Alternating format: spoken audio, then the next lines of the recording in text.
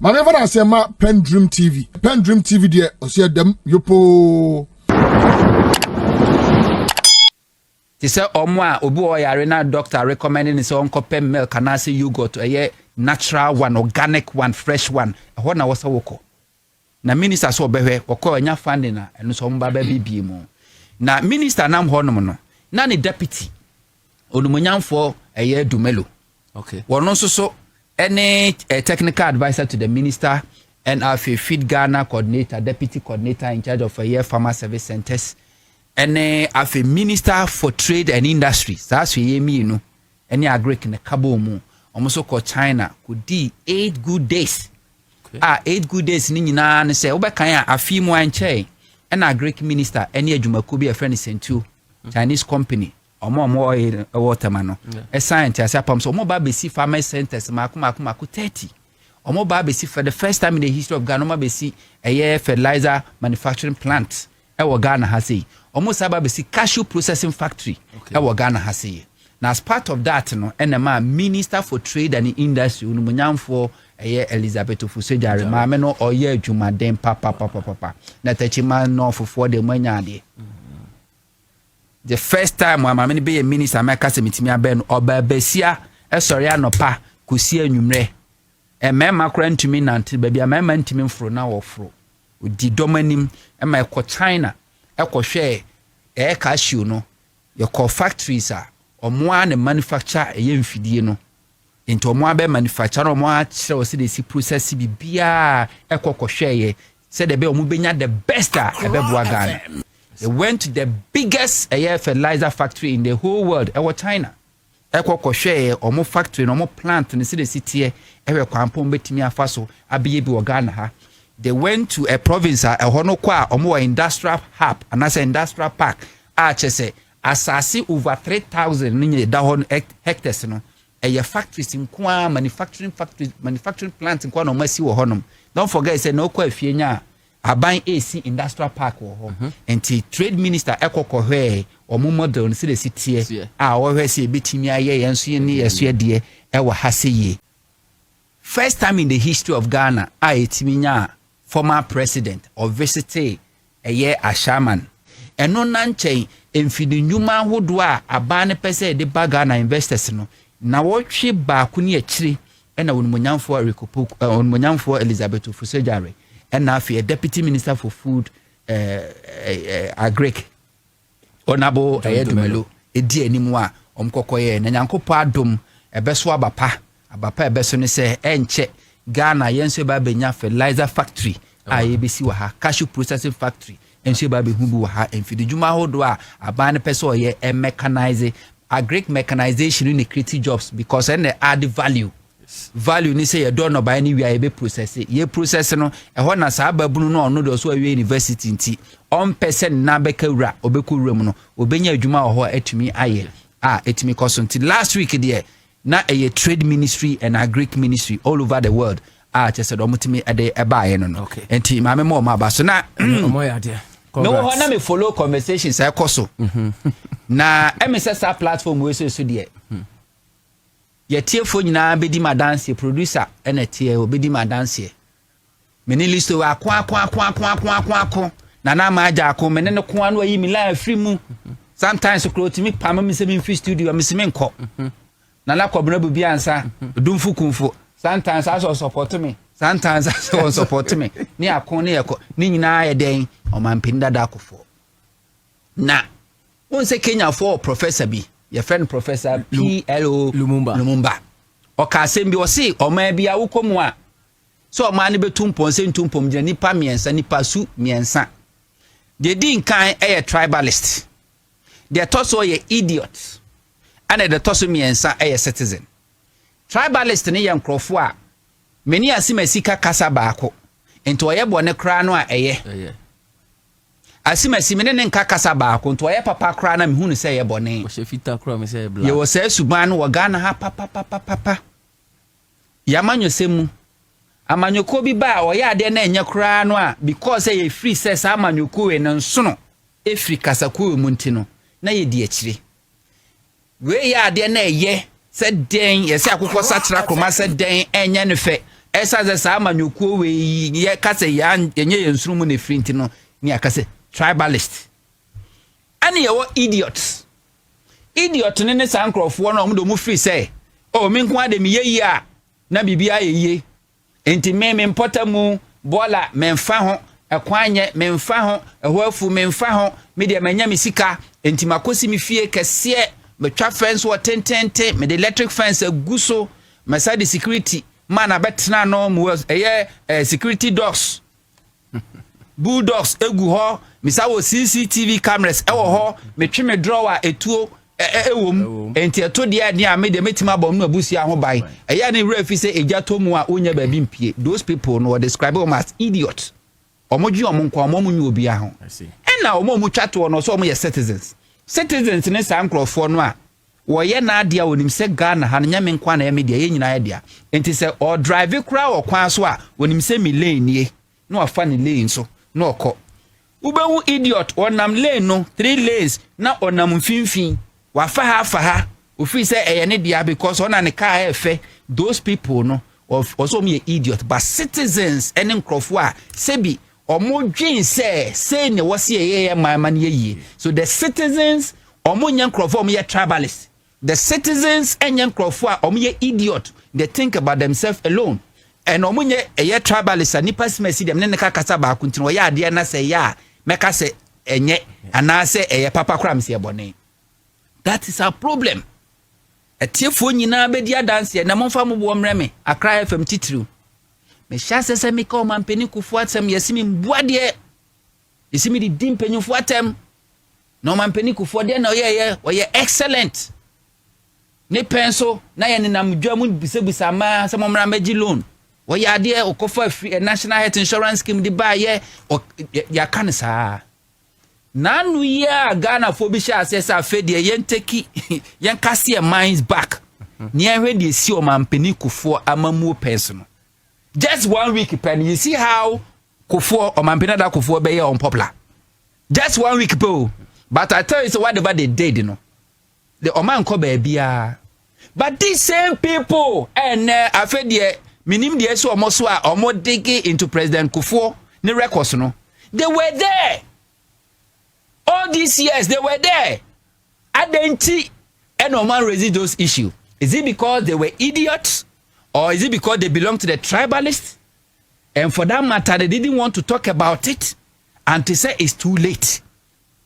Yes, it's almost real few chrome hinia benya uyira ojabase so one kind baby a free a who baby a ujina ne and one who baby a beku china na media maka I still maintain it say there's no difference ewa mamu akufo bebu ye ne akufo ado de akufo ado be bia akufo ni blueprint just say akufo ado no se bi wa amfanya nsa anto ho kofo tu kwan a na wafa commercial flight from Ghana okodu America ne rounds nyina or the private jet eneye meetings a woko nyina no rent private jet won etimi rent private jet free ni fie won New Jersey na oko Washington meeting lunch time na watu private jet na kwa akudi fufuo no asaba ba wanya no Ghana anti Ghana fu ehu ba kufu ado de wonu ne de show mine akufu ade so show boy wonu de oba be pack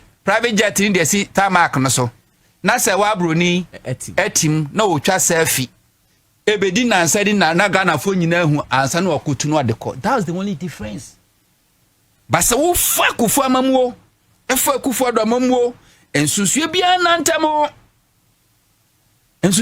nantamo na minim say one day a time will come a ye be dege na Ghana fu na when was a Ghana fu. So when you talk about MPP tradition, when you talk about NDC tradition, nobody should sit somewhere and say MPP and NDC ni nyina registered political parties enti ni nyina pe enye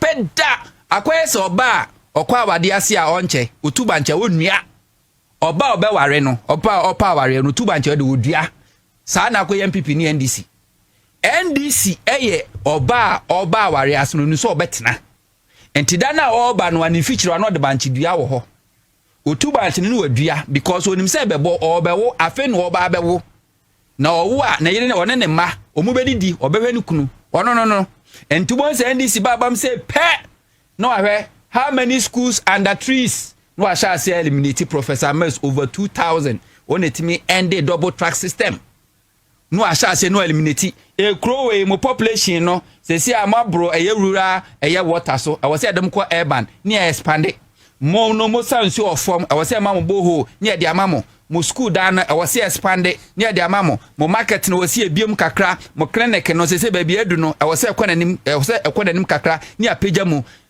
crowway omuni electricity or say electricity near the coho. This is MPP NDC's record because obasa oba be your man ye why so oba wa de ase no baby mo the MPP be ye kufo by 8 years ebe fa secondary school from 3 years ediko 4 years when see one secondary school block infrastructure wanye enti anakufo akra ekru kesim na ye wo school ti say akra girls na student ni bi da kitchen dining halls and no mo da yes I restrict our focus say ya mama ya makwa mama nkofa mo makra mafie because mo be ma ba na you unpopular yes Kofo ba be president for 8 years electricity wa ade 1 megawatt for the 8 years okoye afi be so amana ko no so kwakoye can say bui no amie Professor Mills ne be wie Kofo be sna so 8 years one see one regional hospital district hospital one CB secondary school one CB meanwhile population dey grow because when him say on check oba on check to banche onua Kofo ba betena so enyama na ehia ya ti say water treatment expansion wanye do ye ni say wo G Ghana Water Company adwuma de come private company friend Aqua Vitens so on be manage eye Ghana Water Company for 8 good years ebe di Ghana sika ye na think na ha say kura no Kofo amamu antimi provide water for us near ration water and a kofa Kofo gallons de buy under Professor Mills Mahama Professor Mills ba no kokon and no expanded water treatment for the first time East Legon Adenta Medina Asharbutwe fu nyanyansuo Mahama by just 4 years not nani atremu eye tashi desalination water first time otani salt eye sea water eme potable na yenom na okwa Ashanti region na obie nsuo mu na wokochebi na akwa water expansion. This is NDC's record. Professor Mercy by just 4 years na OC secondary schools na OC universities na primary schools no expanding infrastructure and the double track system in Ghana. Mahama by just 4 years now watimi see 123 e-blocks out of 200 no see. Mahama by just 4 years no see university teacher training colleges nursing training colleges no see because when say population grow Akufo-Addo be president for 8 years no single secondary school no see yet one no see na kofa double track system de buy ye no single secondary school no see yet Akufo-Addo 8 years no single district hospital will see commission yet not to talk about regional hospital not to talk about medical hospital when you talk about water expansion Akufo-Addo for 8 good years while expanding water production kakra ne kra won was a medical am say no na was shut it down to water treatment in this country Opoku for Akufo-Addo 8 years Ghana for 8 years standing electricity expanded the mu class for 8 years and to Mahama 4 years. And this is the record that sometimes and the debate I'm a person may ignite. Na ya twi adwukwache ma ye nye se ye white wash Kufo as a Kufo de Kufo was good Kufo ni nyansa Akufo-Addo na say bi oni nyansa ena ma nkrofo ka MPP anim ye sesa akom na da ifra no chimpeso enye ne MPP ye mambo yesem no enye na efri omo nananom UGCC from UP besi MPP Kufo besi Akufo-Addo eni obi obeba da ati se Ghana for a mistake that is it. Until we need to dig na yema Ghana for hunu kure womuo na enchirima na sua because enchirima na sua is not for nothing tina always when MPP is in power they try to rewrite Ghana's history. Akufo-Addo baye ye syllabus e kalikoro de kire nkwala de ye try say yes sano afedi e fanda kra no Akufo-Addo say nya Kwame Nkrumah Kofo ba ye Ghana sika na osaje fo Dr. Kwame Nkrumah emfoni da so osisa ne nyina. Basa Kofo see he pick a buildings. Oko villages ni nyina. Yes. Oh, that's na make sure. There's no single complete school Akufo see here under Hepik. Me can the Akufo here and say primary school. Me ba ti say bi aba Akumadan no ape school e ben kwan ho.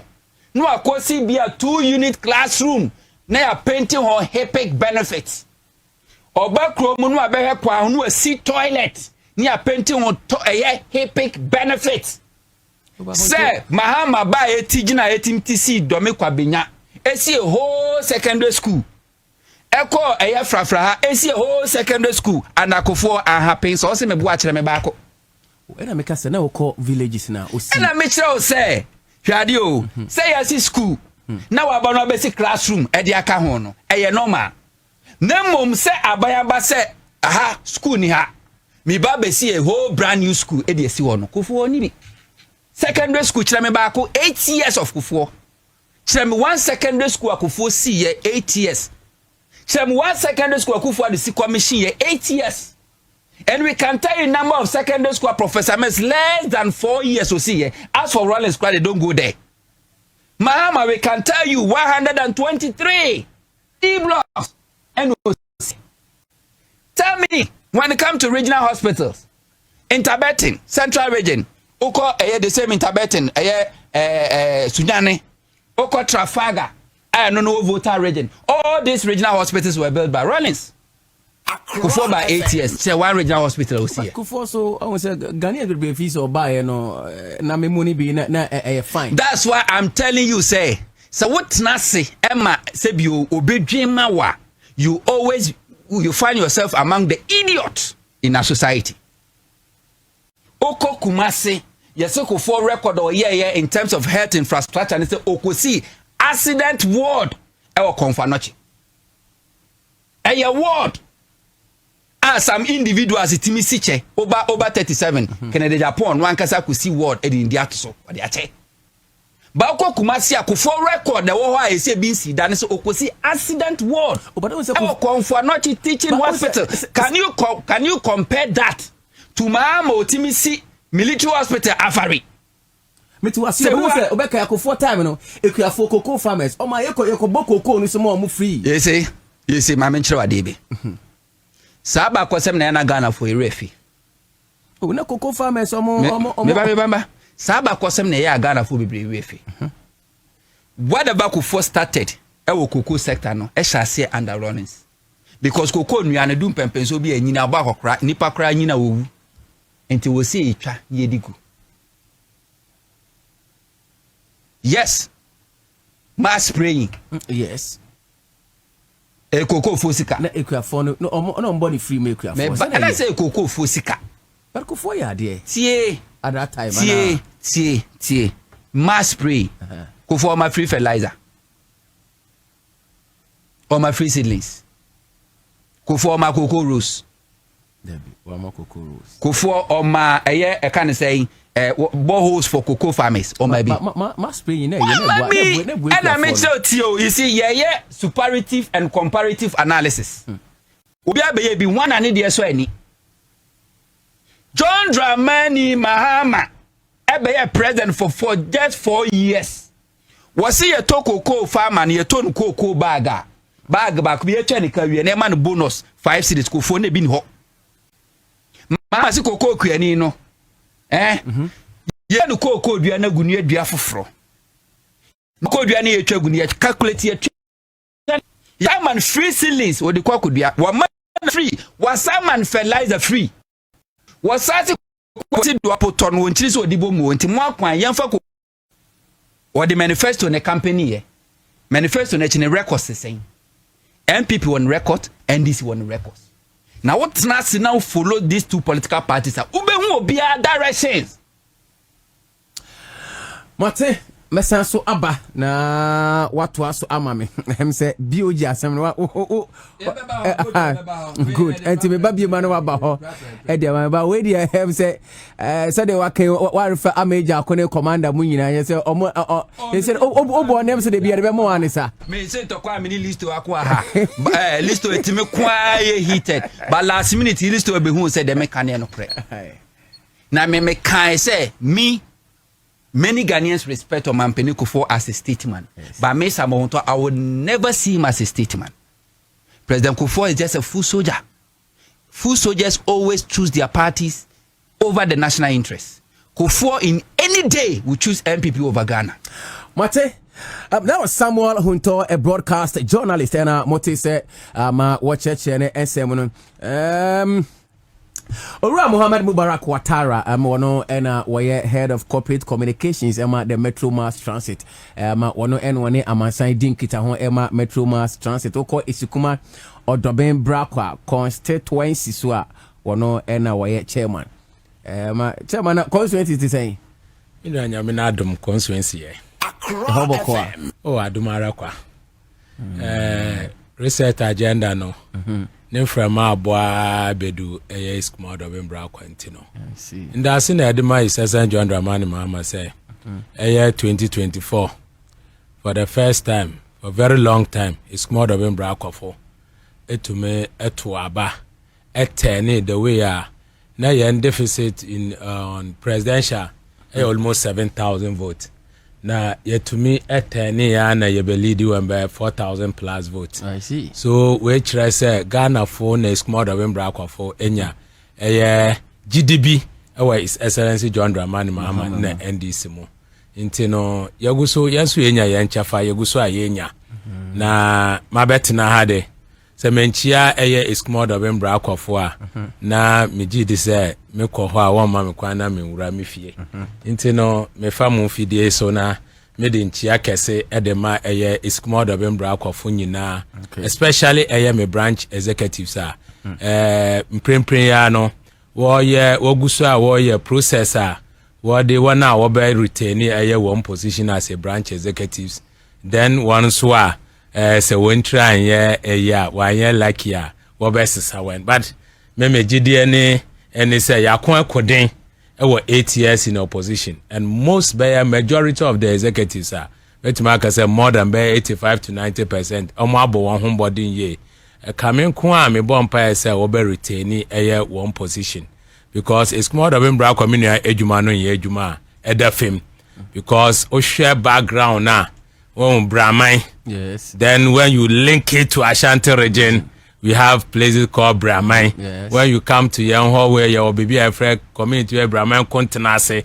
when you go to Ashanti region, you see Ube to me. I say yes, I link it to them. They are very strong and versatile when it comes to a political terrain, especially they see everything MPP and development. But thank God, they say since 1992 up to date, every development be is more than Braquano. Make to make say 95% NDC na but of course we are to Aba. But when I took over, unfortunately, me chairman, na me 2-term vice chairman. Chairman 27th of November 2024.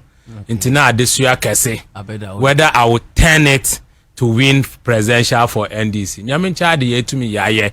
Into na me jidi se mrene dua. It's more of him brakwade. For the past 5 terms they've been very, very loyal to me.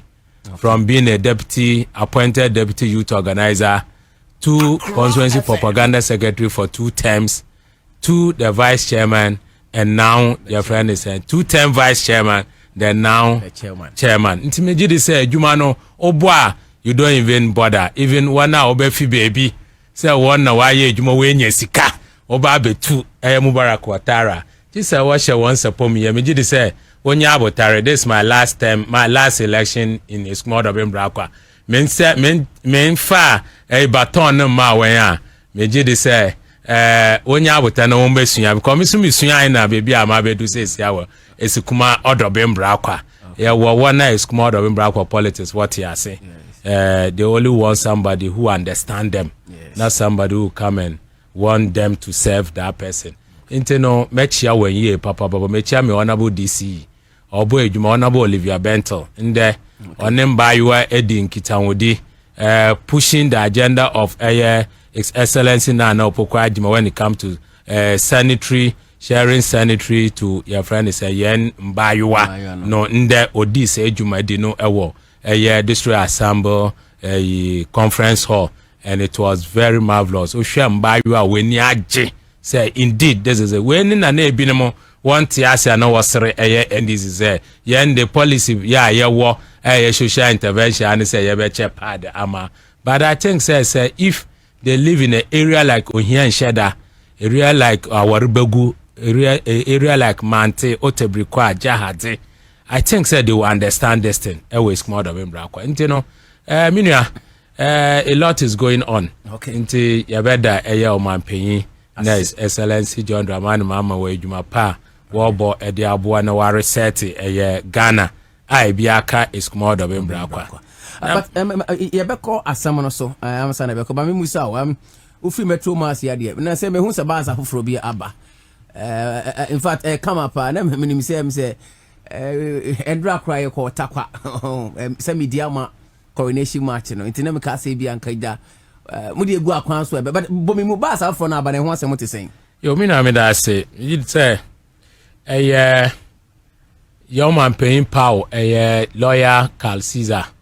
And the two deputies, Ura, Dennis Chumesi, in charge of finance and administration. Na Ura Haruna Pogredo, in charge of deputy in charge of operation and technical. In March 2025, now we take you over Numinia. Na sena na minua konto. Okay. Na omwa say atitia pansan Metromas. And now it's a week be demonstration.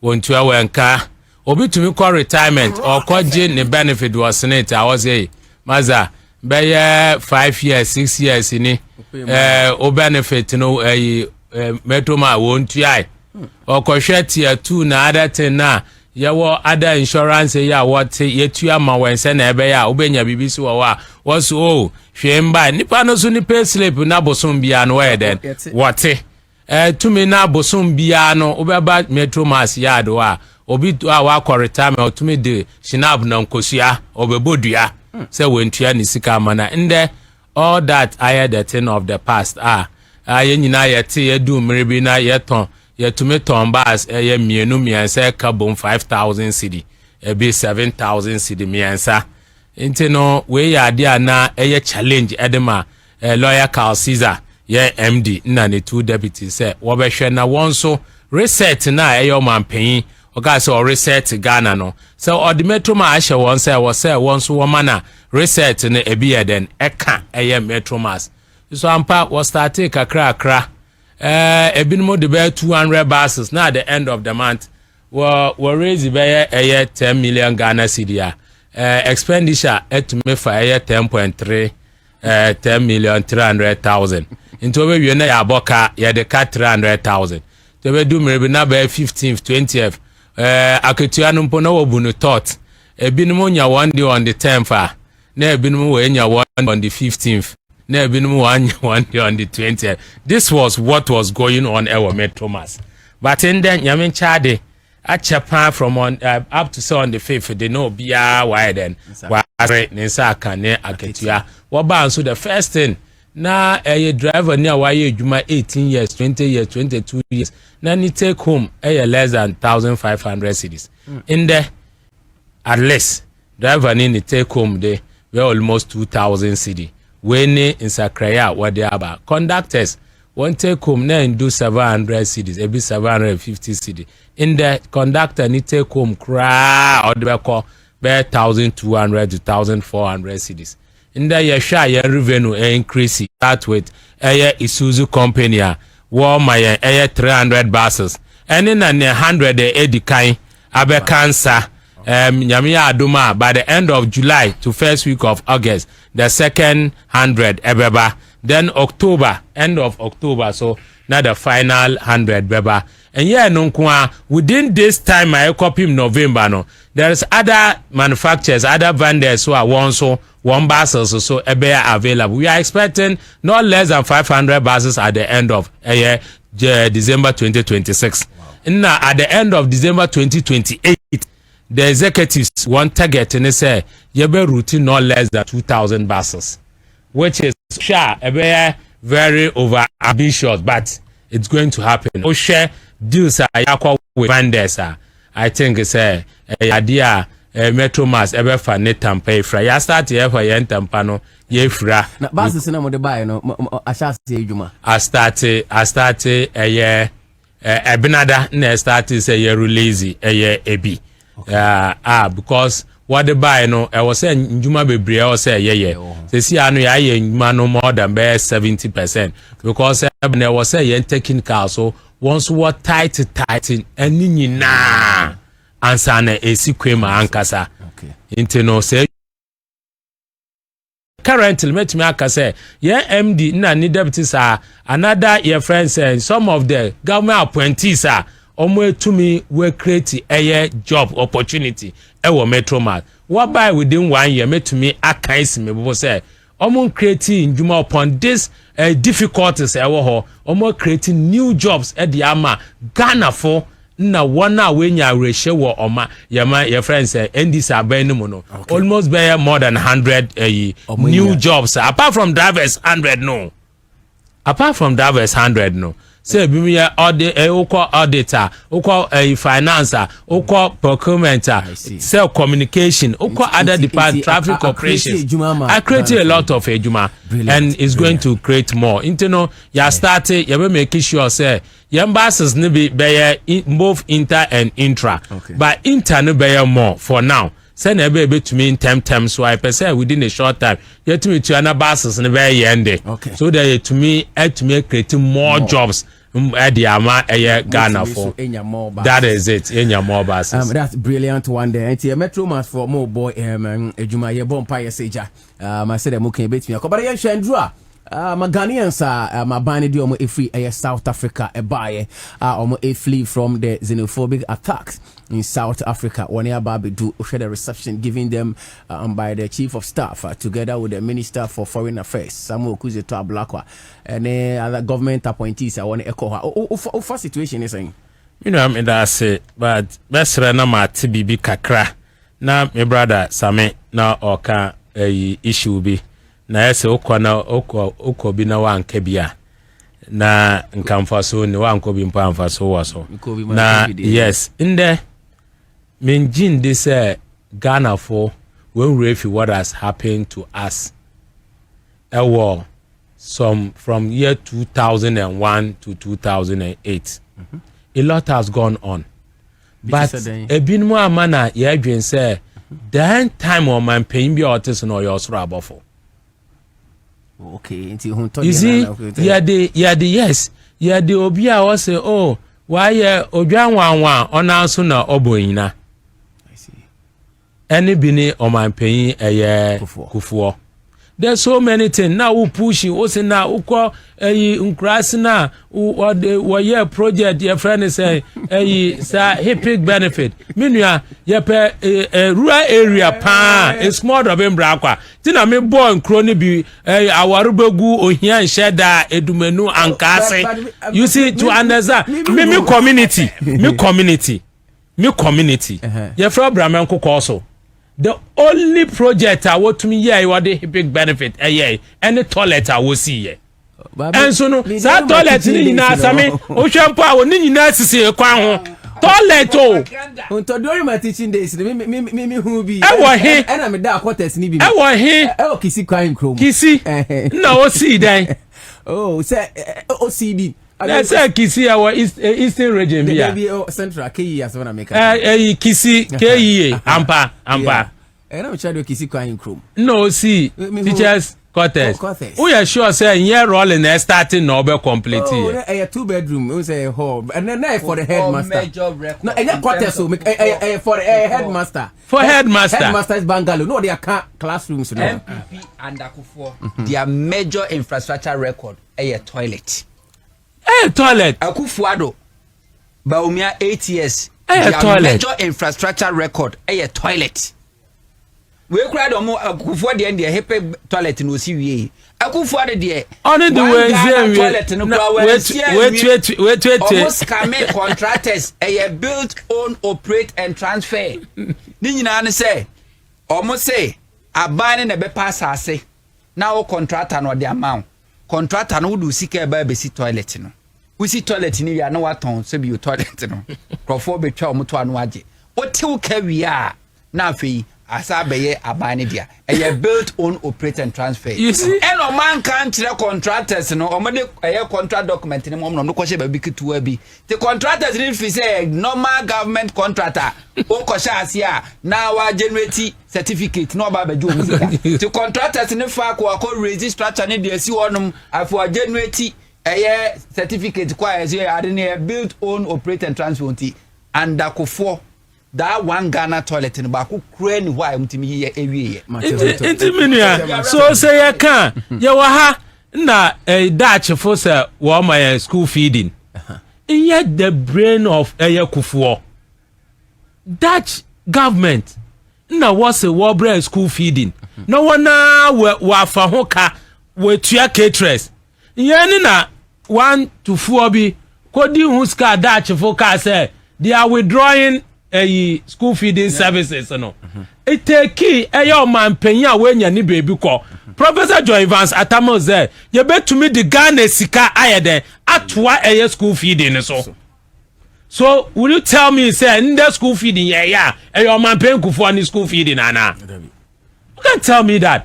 what buy health insurance now if you one district in power boundary then the online post see another district in power to me for health insurance in that district no and kosa ohun yare free ho ana yes sir mutual in the health insurance is not national so mutual no be why national and the papa de breye so these are some of the things minia intino one man na yem penti yenim wase o inti the bia waka say yenim ne firtete yenim wan firtete no wo baby efi yenim wan so firtete so ampa na meka Omanpen John Dramani Mahama I was say anytime bia Ghana ni o sorry before be num nsumpa o say obompa ma is excellency John Dramani Mahama ube didi I was say obompa ma no because these are some of the things it take Omanpen ya o twin Ghana for ho edu baby atiti bi wo baby o for the past 9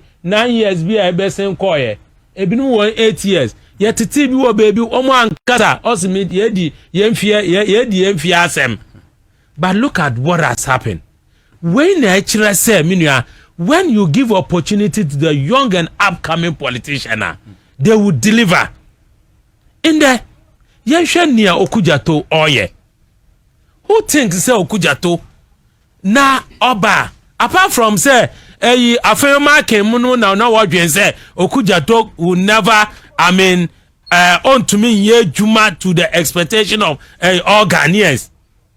Now we waste one time in our vetting in some hunu in some genjai in some and here no will be so Okujato. But look at what Okujato Ablakwe is doing. Which let's say youth now man paying is President John Dramani Mahama. Onye jidi wo omomono. When we say it is yielding a very big result at the Ghana. At Ghana nenim ewa amanone. A lot of African countries are looking up to Ghana because of Nia Eye Okujato Ablakwa. Na young ministers no woye. Dodo na are doing well. When say obiana all year to the expectation na Omanpen edia amano na nia ni Omanpen open na wo nyina woye. But you see, Mina Samuel was saying something that is true. Ghana ni echi even young bro so when you are bold makwan no be nka won sha was abranti we di ombuade or ya hantai. That's the culture that we find ourselves. When you are bold now person be theater over this one they see you to be somebody who is arrogant, who is not up to their task umbuade. But look at what Okujato, look at what Samjo, look at what others are doing. Share road ministry everywhere. Look at what John Dumelo. And there are some even MP before. One country John Dumelo. And there are some no one country no. Honestly, Lydia, Mammy Lydia be war contest, war Gina platform. So what using your friends acting profession. What they can say, yeah, no one here or parliament. Look at what John Dumelo is doing. So a say won. It's as a John Dramani Mama or share that tenacity. No, why share Mbebu no obia say indeed. Yet the Ghana shall once I will be to my in the share testimony. Ghanaian 300 ya ombedu ino. Share testimony a warmer. Share she say a foreign affairs ministry. Why ye dia to the amawe? Yes, sir. What the one about Ghana kakao? No way, ja one brother the asha one so. They are going to make sure say when anybody waiting and make sure say obema when bibi na what the asha bibi ase. Yes. Abenya ordinary Ghanaians one. Sentia yetu abama is SN John Dramani Mahama in the NDC no. No. Obi say enu ani say osi ni bibia weja no ho. Ba wo be do you know aben no why then why yen hihye e de amawen. Omo baby no say why dwen say ye be ye kwotena ye kodai ye be ye den ye be di den.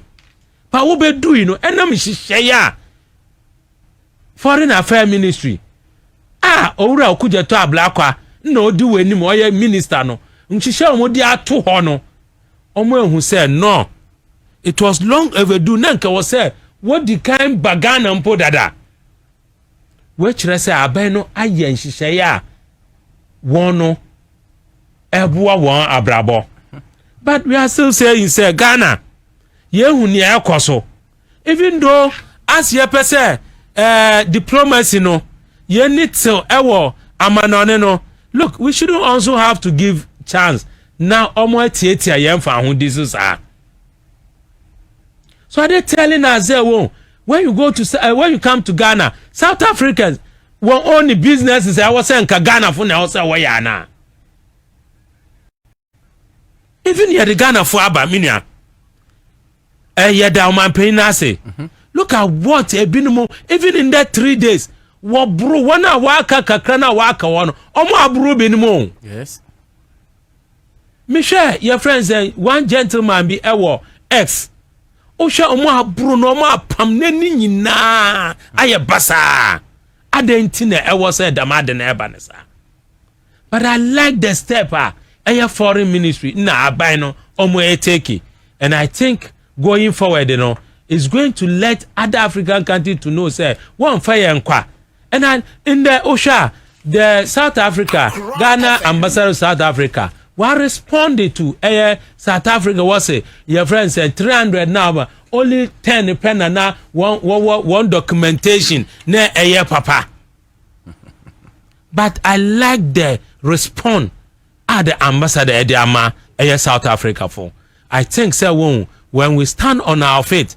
Na make sure say when your man will be amfa ye ni twetwe fema Ghanaians bia no be obe fine wo be fine Ghanaians bia no wo de anide na respect fata no what the bema ye nuanu ma once wo the other African country. And I think say we've come a long way.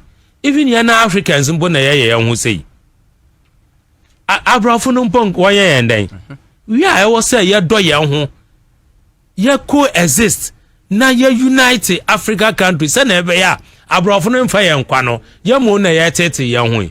But kudos to okuja to ablakwa na ni team na His Excellency John Dramani Mahama na ban say indeed Ghana first and Ghanaians are we one why ayedi and I say one asetinapa na yedi na eda aban na kumaso no. I think say they are doing a very wonderful job. Inteno I was say Ghana fu nyina bo okuja to ablakwa na ni ministry no ya bo wa abaso say na wo bo ejuma edema oman Ghana. Okay. Accra FM. Okay, Timera say, and that was Mohammed Mubarak Ouattara, head of corporate communications, the Metro Mass Transit and Afi Oko Esikuma or Dobin Brakwa, constituency, where chairman Edema NDC, Amenyokun. Make us a show no live on Facebook. I'm reading some of your messages, Nafi, Memra, Huntor Nafi, Yantuasana.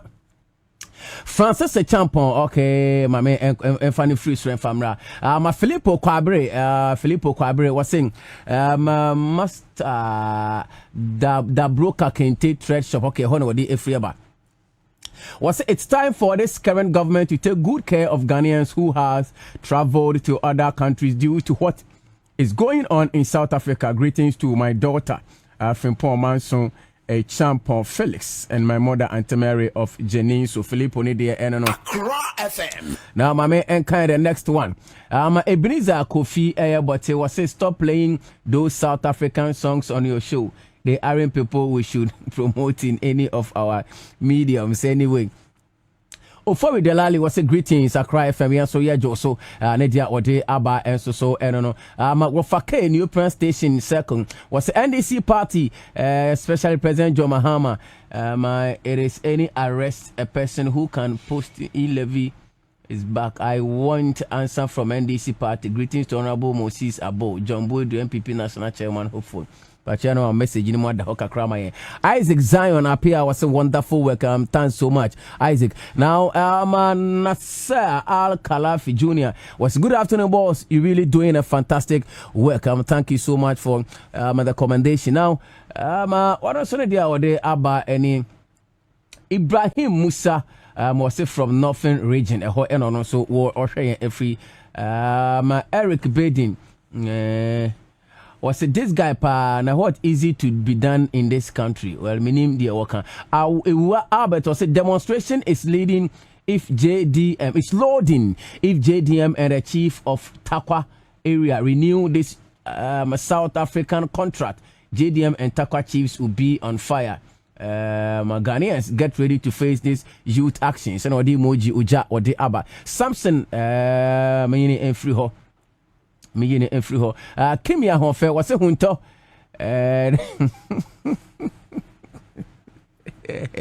You with the see how is ya hack. Ya taught me that the host is Kufo. Hunter, the host is Kufo and MPV. Therefore, he's not comfortable with your analysis. Oh, chairman. And yen is our cry. Church and Daniel Santos, good evening, Accra FM. Let me take your platform to greet my youngest chairman, Mubarak Ouattara. I like his presentation. Asante from Bremen, Benin, in Abra, Debi Esukuma Odoben Brakwa AOB. As Ato was tell Ouattara to also appreciate the honorable MP Small. Good afternoon to you, Mr. Host, for Communion, and the youngest constituency chairman of our beloved district, Mr. Ouattara, for the wonderful works you do for your people. Francis Champon was saying, no one come close to Chairman Muhammad Mubarak Ouattara. He is the best man for Esukuma Odoben Brakwa constituency chairmanship job when it comes to experience, competency, communicative and administrative skills. No one come close to him. Allow Chairman Mubarak to lead. Esukuma Odoben Brakwa would deserve better. Just listen to his submissions, top notch. Ouattara for chairman. It is done deal. No. What they abba. What else need kakra? What they abba no. But Huntor, if we ensure say in free ho, they attorney general. Say was supported the party delegate election. No. You go there, but South Africa. You see, I'm into 8 times I know about attorney general.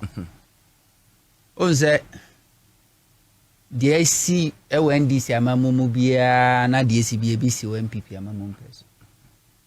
Na mtiana make catch say MPP ni NDC akwese bio be sepani ko ni aba yeta se ne banyansa fo. Yes.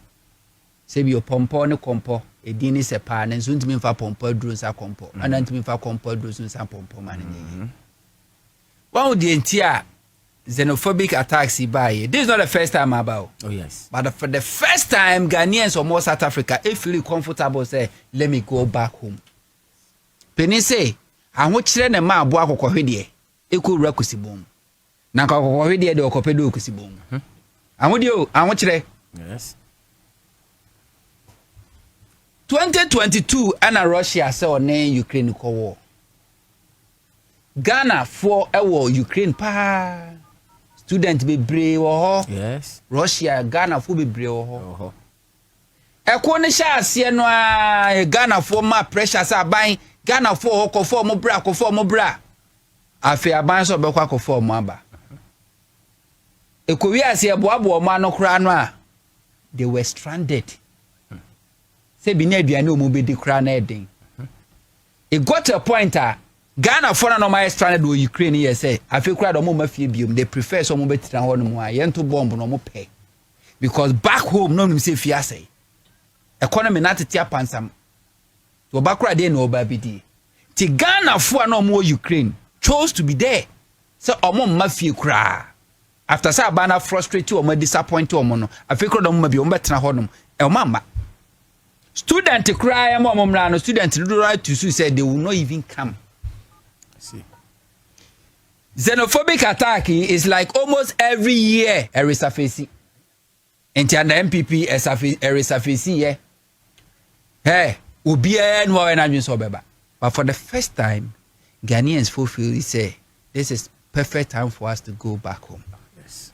As we speak, your Ghana for over 800 our mobile fee. Let me the first 300 at the Abba. Now, almost from no, despite the fact that a bin war not him say bi oni bra okobo ho nyina akra no wantimi anya bra kra moaboane ne ama no mpo ana ode aho kire ne amemene fe adwan ese ba fie mpo no some of them they were happy say omo ba fie. So that is the difference. It is not for nothing. So this South Africa no or this say Ghana ya din pass up petrol kra untimi nto ensio kra untimi nto aduane Ghana fu onya bi ni nka sa Ghana for no komo South Africa nko ka se ne South Africa mu ntwa ye nchimpre mu nwa ye musika mienwu na asase bi anchirifunu komo ma so mo to no mo ti se ka mene Ghana o ye man peni di Ghana sika egro medamase wone ma adware wo wiem komo ka se ne South Africa foi nka mu nkuyen ye betina ha me ho akire yen o be no nim South Africa ska no what the bag na sika mu ye coins entimi nya hwe a ko betra South Africa ho awu ba woni mi se kakra bi kra hye no ko bag na osesa obetimi anya bibi obetimi da sha abrabo ase so they are happy to come into the economic situation and conditions are Ghana women sisiano emani ye okay for Ghana ni ot South Africa wo hu say awatena for several years we control buy and some of the obi so South Africa kra no on kind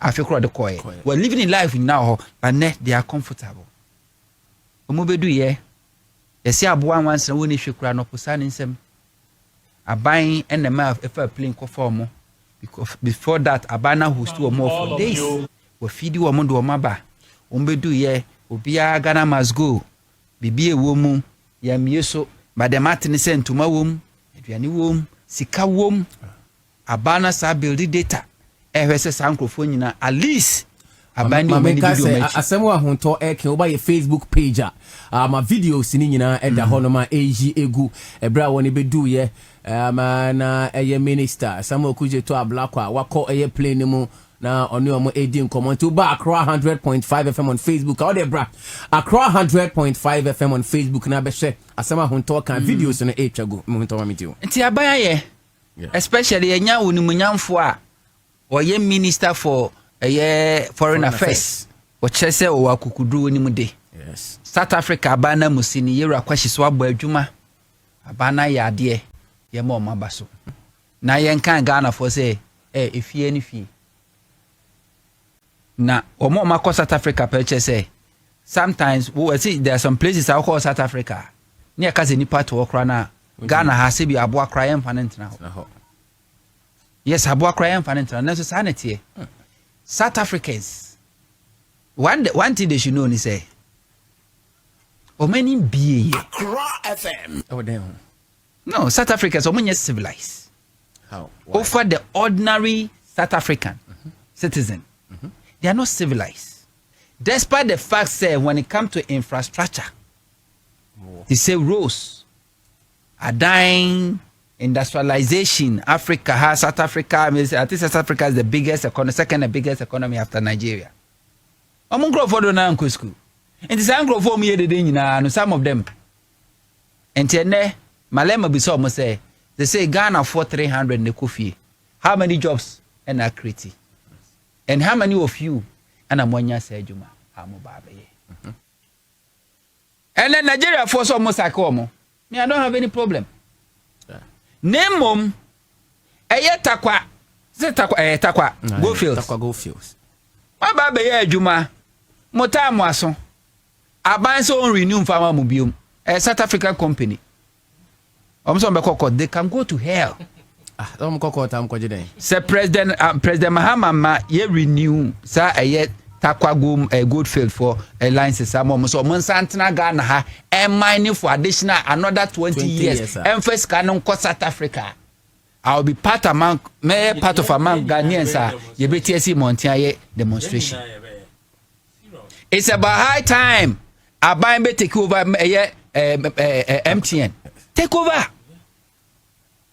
Papa Nyashi Abone Nyashi. Stanbic Bank, South African. Take over. ABSA. Take over. Soft right. South Africa. Take over. Ghana for a bit more manage. Big companies. Yeah, bit more manage. Very bit more manage. This is very simple. Take over. Because media cause of South Africa beyond Matrasia, Meridian, I'm so more than convinced South African government is in support of these xenophobic attacks. Yes.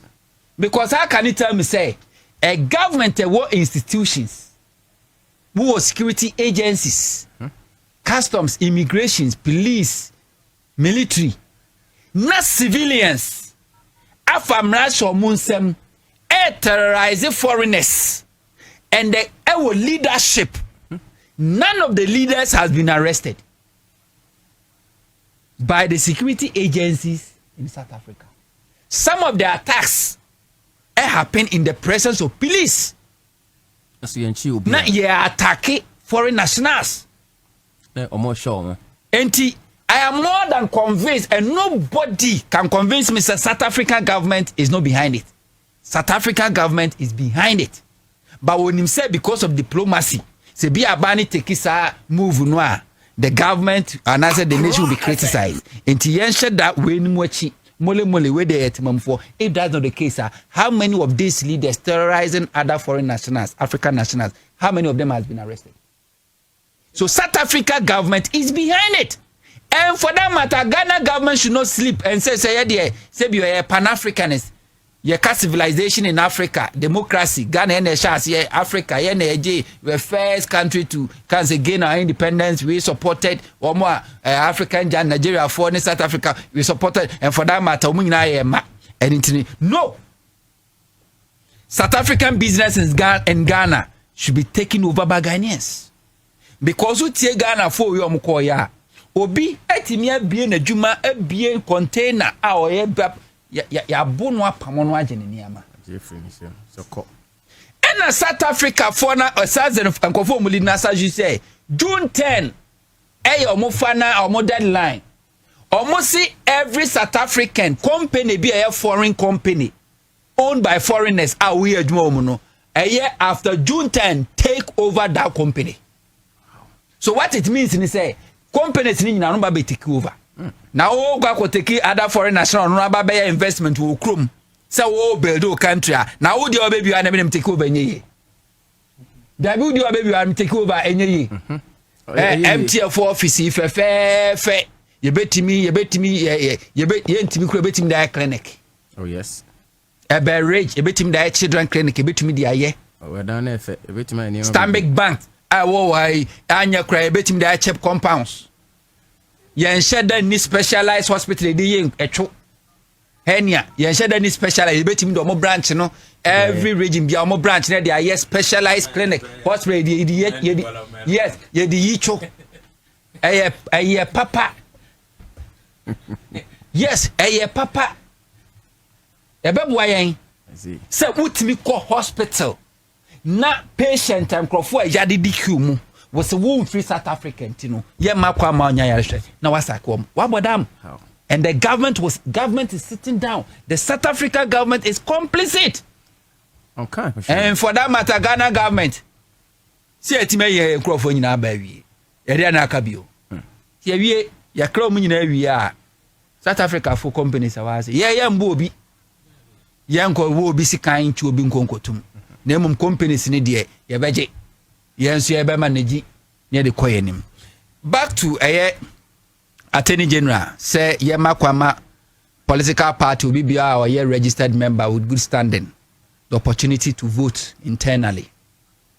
NDC started this universal adult suffrage system in 2015. Accra FM. But it didn't go well for NDC.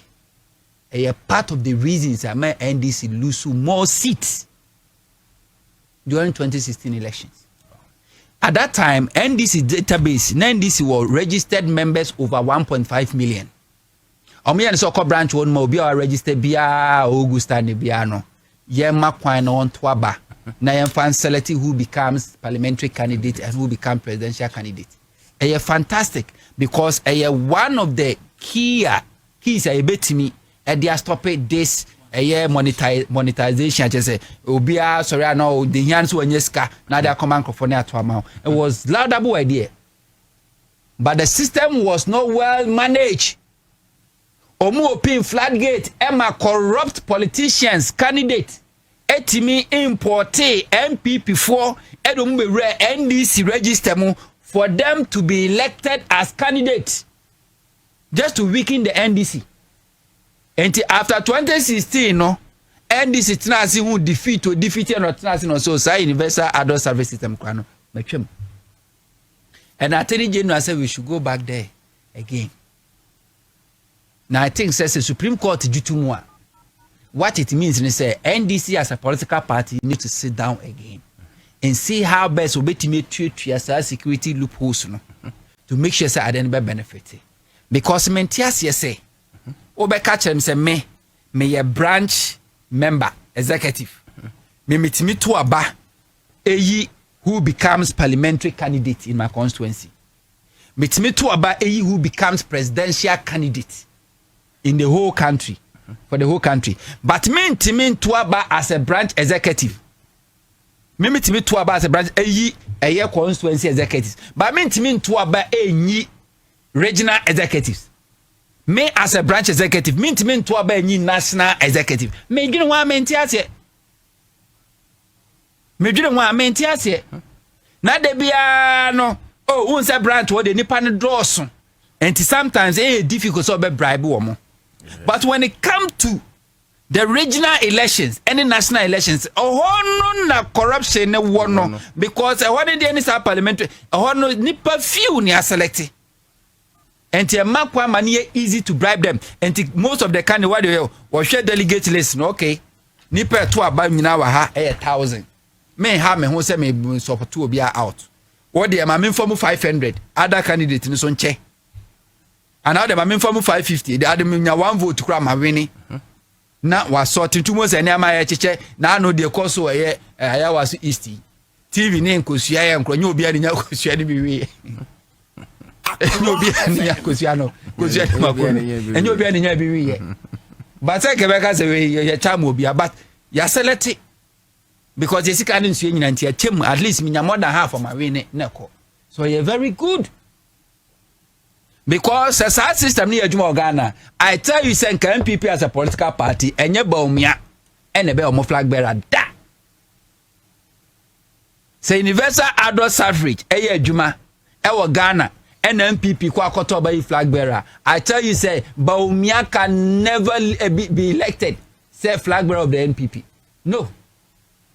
I tell you, say universal adult suffrage, and a Juma 1 PP more. Abronyen timi nye police station executive mpo. Not to talk about constituency no about regional executive. So universal adult suffrage here juma 1 PP mo a. Who to me can never qualify to be elected. Say Oma Mayor regional executive and also open national chairman. Enka enye juma mani nye. But because I say you ya restricting na ketu bi na say you kwasi afọ kakra bi netimi nye opportunity. No ma kona ni akoje jiska abuko timi ba say oh we de ne diaba we de ne diaba me kika bom ni sei na nyaaye delegate we ka say obi ade ne diaba wo de on fa de ma won search e den wo die sha openly near grantee interview near this kind of we DNA near throw actually near the about blatant corruption na yet ani ehwe ne yekoso enti se etimi gitum a ebeboayen the Supreme Court nya gitum say pa ba yemra ebeyemra dia dia kan say political parties obi abetena se na esidua nanse ade wo no enti kuma mentra se ntonko NDC tried it in 2015 no more problems at the buyer because the system was so weak.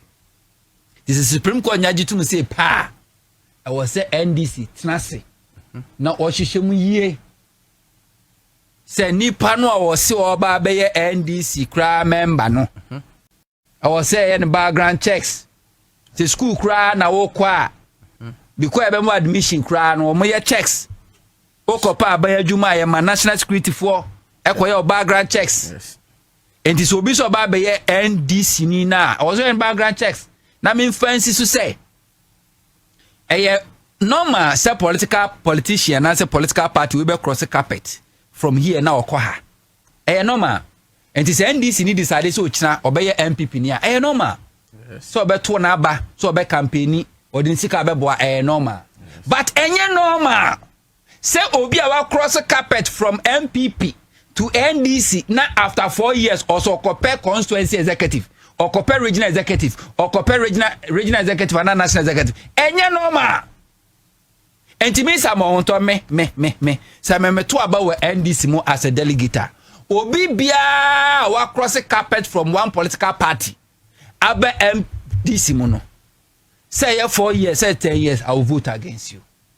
You can be a member of good standing, you can contribute say to a banner party ba na government free say wo nim de I was say ma position na koso aban mu a ende e Ghana nyina na mmom se me kokko to something.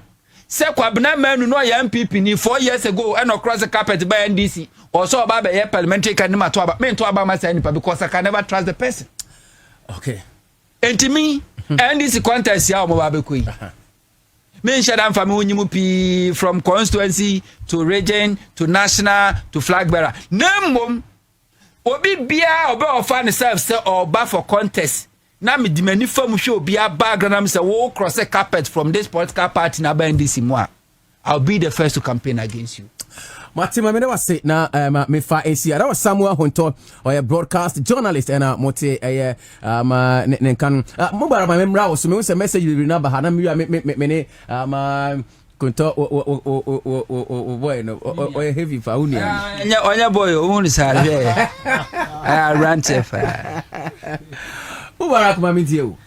Yo mina ida say sana same ekan no no kware osha 2015 NDC started them ade I can say some of us edi ho ji mo pan kasa ye because na ya shedan ye ready just because ya kwatena say na ka akwapass say oh ya pese yes monetization but say yeah share disadvantages say wom na loophole say wom no the party didn't put that one into consideration. Argentina make us what's obi biara we register our your friend is a biometric membership card and registration biano on or qualified. And Sammy, do you know say even time amount for PK forms pay what filing in na that time no now we're still doing registration for people to enter into the system. They register into the system. Into a madi system no. MOB biara. People were even police station executive of MPP find their self in the friends final list FE national ebaye. So but I think say afterwards our council no and then awarded this registration membership new membership registration awarded green book he dey buy register new members who membership ID number na bibia.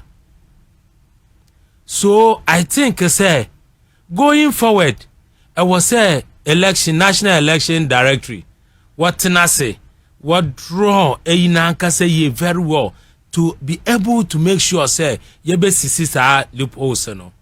It's good. Usha currently because of that registration no. Udi ni sa green book no ma. Me kai 2022 me constituency. What to me you see disqualify a lot of people. I see. Because Nipano was not a member of the branch. One register green book no what the abeto green register no any. Washema udi nim membership ID number. There is somebody who even used Obi we register. Papa ne penimu ne membership ID number, party ID number. Or the register we no one will contest the same position. To me man who say o semesi ne ID number now membership ID number or the buy no. In my constituency happened in 2022. Oh o semesi ne de no. That mean no on register. I know currently there's somebody who has become an assembly member. So NDC ni or a sympathizer of NDC. No knowing say up to now need the register na anumu. So obeso okwa branch on to me unko. I think say this new system no NDC ye started no. Say eno ye de koyenim na wotumi eje Supreme Court to me just that amrano de to me there. I think say won ebe boye ene nkyere say won yes ye to me yes sisi akwan bebre loopholes na ewo yen system no mo no.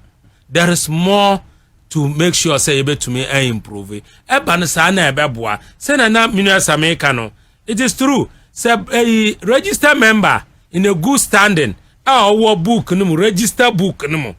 2015 na any register bia wo.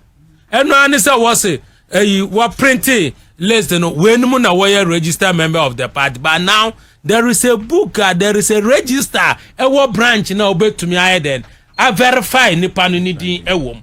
So if the person can vote to make sure say obey branch executive member, I think say won the same members now was are register no should all be able to vote to to get out a constituency chairman, constituency executives. The same way to region, the same way to national.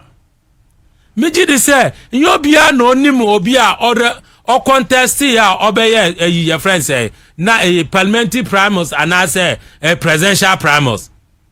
Previously you call last presidential primaries apart from Mr. John Dramani Mahama.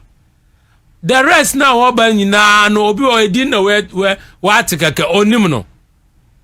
So when you allow a branch ni to also make sure yourself won obey in the constituency executive and a registered member in a good standing obey to me atu aba in a regional executive member as also atu aba in the national chairman and the national executive. I think say ebe to me aboa yen your friend is saying yen electoral system no. So to me I'm for it, but it was say NDC so woji tuma ye yen tem na make sure say won ye be yen homework ye be sisi say na ebe ya ye manan nkofun fi different political party ya 1 year in a good standing. No one be finding their self in our register to make sure say wo makoyi a leader bi amanya obi enim say sa leader ya ye nyane de ontumi mboa the constituency ontumi mboa eye your friend say embe ye presidential candidate mpo mboa yen. One thing is say we share presidential primaries and I'm say some more nintino edo Ghana all the branch executives e man na eboa kakra obi anu a obetumi akotua obi eni sika kesi bia. But when you come to parliamentary primary within the constituency in a branch for no what to aba the same constituency we have 157 branches. Now multiply by 9 share nipa 1,400 plus.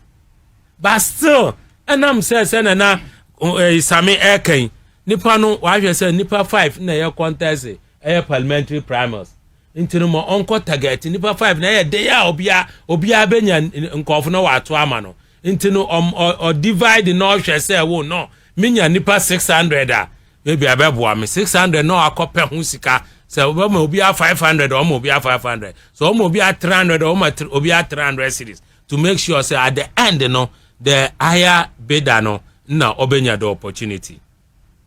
Eba ne sana ne a weaken yen demo democratic system Meji say this call ebeboa, but NDC should take advantage and make sure say yebe sanitize yen system I am very perfect to extend say yenya intruders yenya nkofu bi mfi any political party mba embe start say won fa won hu be shem na won wie won insight ye NDC members na wa start say won ye ha yen political party na ya bond and ye tumi yenya tumi no.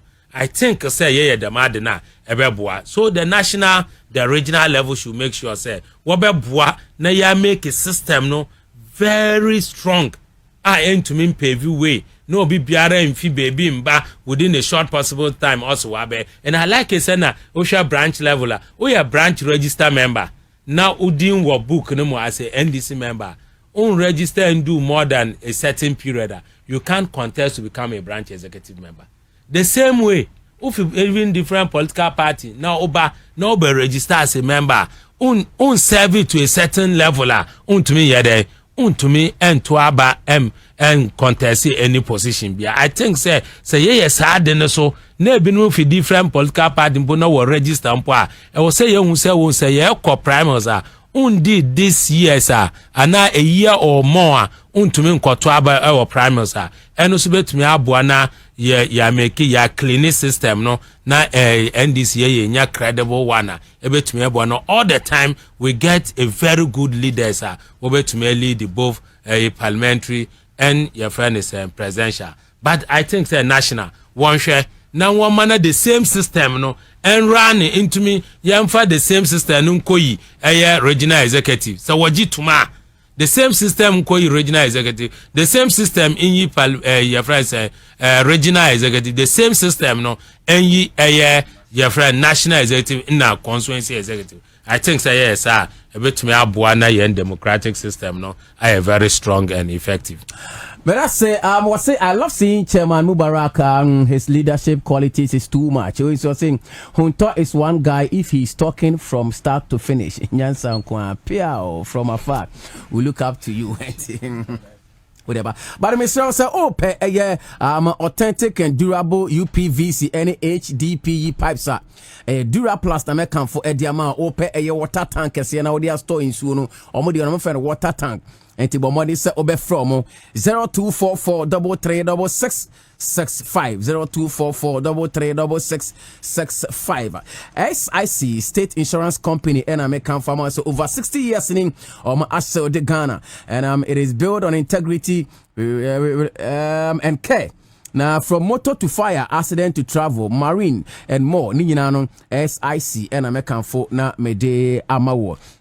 In fact, air reliable for who eto so Bobanisa Obeko office on your akudin ko be a person ye o ensure business o factory we be a debi so bo by now diamond when SIC4 ND and kita ho se de resetting agenda na affect Ghana for few ebu akofuma one year unpack your cars nyina no se say omutu e de aba abonten na hwehwe Goil filling station du ho a ka se open Goil super XP pacho fuel no quality na ebema wo engine no in fact ebecha ye pa na wankasa wo koso won say yes ema wo engine smooth performance but modern so obeko Goil no akofe na o feel ya wankasa so ube feel Goil was a good energy Prince yes here moment you all right we dey am chairman bra pani Huntor otunza was subordinate there I was saying Meji Gold appointment in 10 now.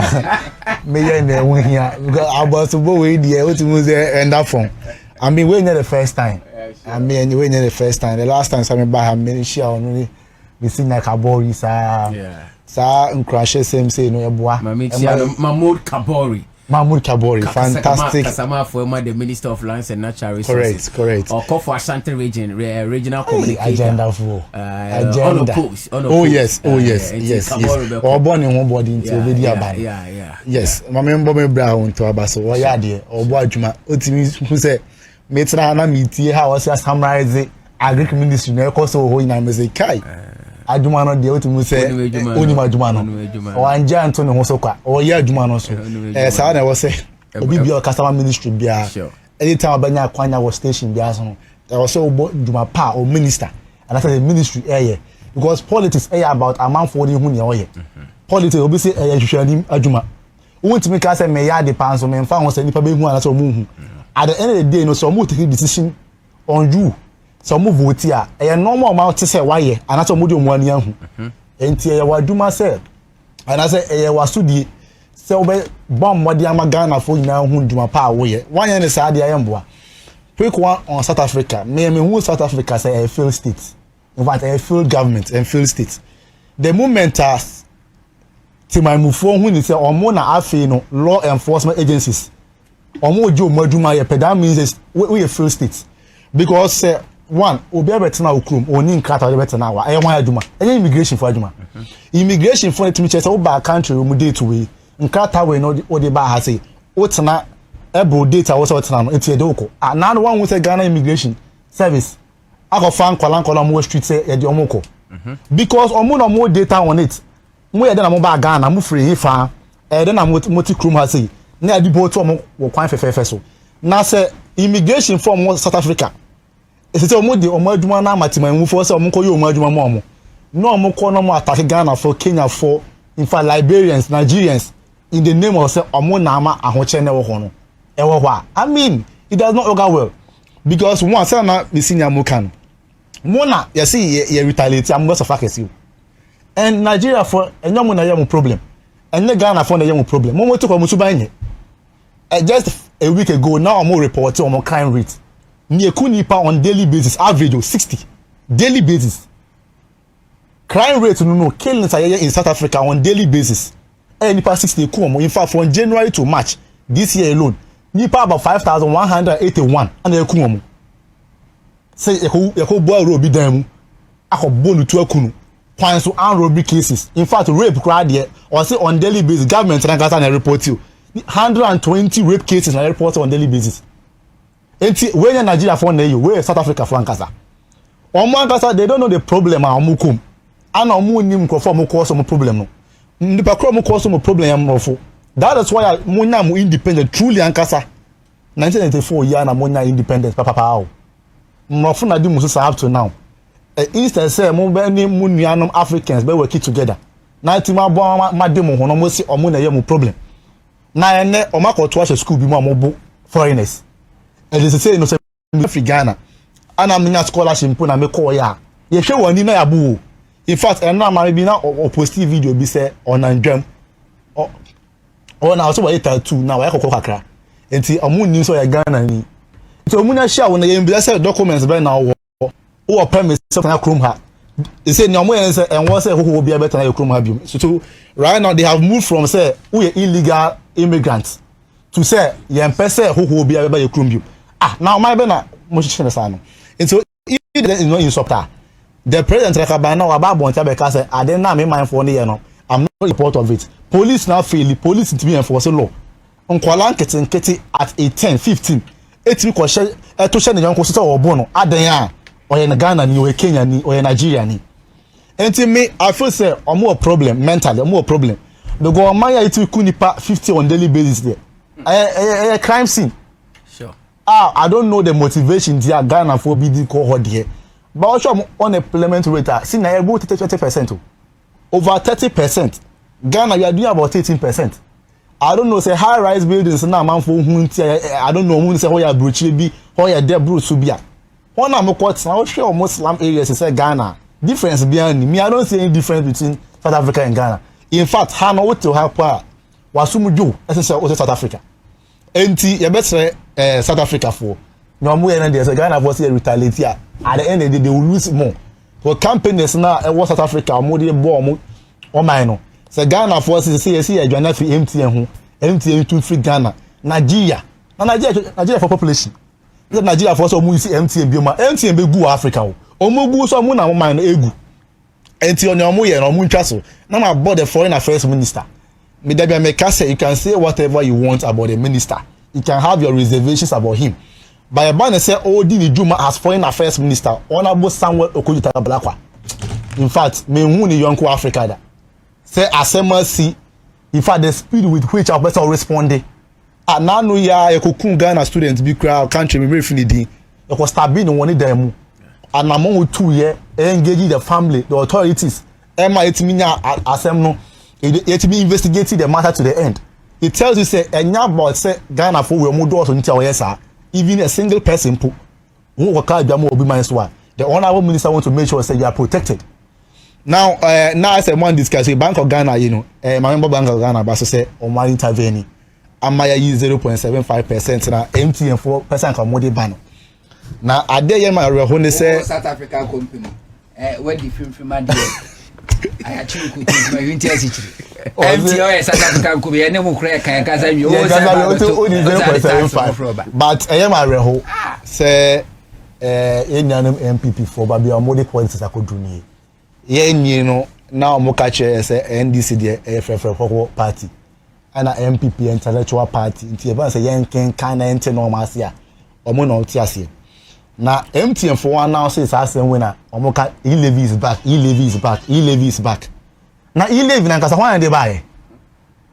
First of all, e-levy ayemra o I recall Parliament Electronic Transfer Levy Act 2022 Act 1075 Parliament di 2 ayemra GRA our implemental of government taxes share telcos na enya MTN kwa Vodafone ka ho se Ghana for SND sika mu nti omu sika be 1% efre mu sika mu ana MTN Vodafone in fact 30 go ina mu na tie na fe MTN kwa se ono de o cape se o transfer sika free bank akọ wallet or cape na 0.75% MPP for e-levy is back.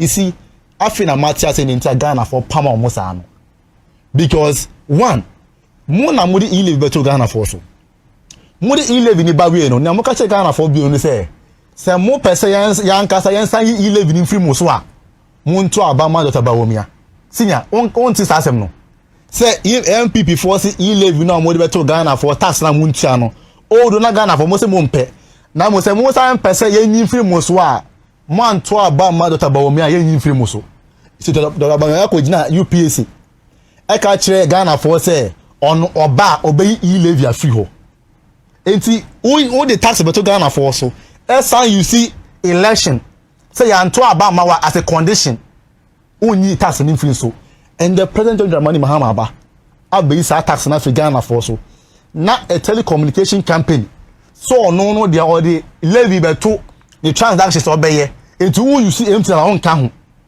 na mo say a government tax are introducing that be into government tax in conform with MTN kwa what be that clearly no what I see is MPP for per classmates in arrogance and incompetence so man who said that be make say distraction na aba no because one candidate to the Bawumia na ma fan as flabera no obo Bawumia this is here ade obi aka the world economy eto ma hwa hu say they we are finance ministry aye na famu the Bank of Ghana aye na famu there ama Ghana economy na giano say any MPP NDC for yi eco debate on the economy a your candidate no ni image no ye renewing image into be kaya obe hu say MPP for communicators ba that be our settings obe hu the lives of honorable for your marking and a government we settings and a government we PR government because the real issues na mo use the campaign here I did Dr. Bawumia ni akufo do be di mampanyi be da chire Ghana ha no saa na man president Mahama afisi ni na ama ma we bosua ba mo born basa no ene atwam na me see na care about I part of man crofo okrom ha na bebre kan you see if on my be our person my tumponga you see equality and I say equity Ghana say oba say be say boso me so na obuni nsa enye ne pe say obuni nsa enyankopon na hyehye now Okan World Bank for report ni UNICEF for say Ghana rural areas about 90% of girls omo be so schools a teacher say in a month no 1 week bi o ho man omo ntimi go school because adentia omo ni sanitary pad omo use and omo frɛ so omo go school it is your ba so your aban no better Ghana men man ma united nya kwan go school na bibia embe ya sia kwan em mo a o hwɛ problem be na omo face. In fact there was a report from the northern region say men man in kwala bi the die because omo sika mo go to sanitary pad Into we are buying our bad, then obey your boss and colano. I'm a sanitary part, and may excuse my Ghana call Abia say uncle school. And I buy well to sign a money to my. In fact, President Mahama first time and not your mammy Prof. J. Education Minister or Shasty. And people can say President Mahama better no Mamuja Ukrumasi. It's we know them. And I make us say right now, President Mahama Nyo acquire all ye. But about me at my junior who said that be Pani we say anti-man stopping now. Kai, Nekonene. And this is so say or not that about me now quine or document. Now you are not quine Ben away. Swami e touch and see what President Mahama buy $29 million car or be year for was injected 3 billion Ghana cedis. In fact, regional minister posting now. I do money cost 101. Meanwhile, the Ashanti regional minister Papa Panino catch us on be completing by 2024. And next one it your hefa. Asante 4 a chemo. Inter President Mahama baby chamuka say Asante 4 we MPP 4 no. Who the gold ko ya kwan from money anje on kasa Asante 4 ina. O so mo MPP 4 no. Say Juma odi commerce MPP veteran so no mo ye. O je ayi odona. President Akufo-Addo ko jina ho a o mo ka bro fa kasa che no no. I see 18 days time he will be back no and no project on mutimi we ya. In this aban bia ba me de manu isi. Saban bia ba na odi Juma. Na MPP for because of the incompetent they demonstrated in power no. On person mo draw equalization and patcho yen reject this argument no. E-levy buy a telecommunication company from MTN. Bank of Ghana a regulatory body and a Bank of Ghana say dabi adena modi ba na menti ase on be chichire mu ninti amodi ba. It's journalist akot na radio so the TV so amoka say e-levy is back on patcho mo nja sa de no. Okay. A growth